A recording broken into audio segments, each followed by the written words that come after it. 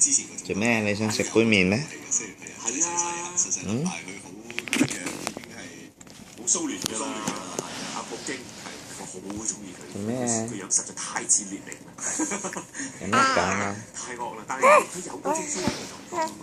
講咩啊？你想？你諗下當時嗰個人去到後來嚟入，喂嗰啲咪流病病啊嗰啲樣都。你想食咩啊？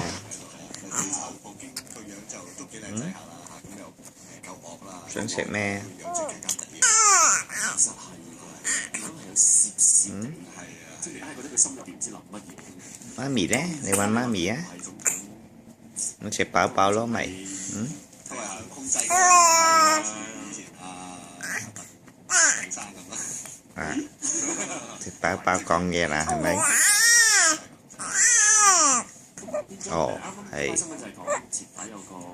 點樣啊？莫斯科市郊啦，就發生一個破獲啦，可以咁講啦。破獲一宗就係撒旦教嘅所謂殺人兼食屍體。咁嗱，我就想問下，因為我記得咧，我印象中佢咧當年咧，我哋喺中文台傾偈嘅時候，有一次都傾開撒旦教嘅，係咪？有一次略講嘅。哇！咁多嘢講啊！你哋喺加州住咧，你哋有冇真係接觸過撒旦教？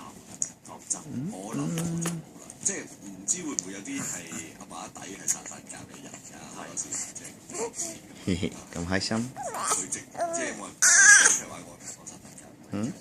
你就冇遇過嘅，但係有冇見過呢啲即係聚會嗰啲？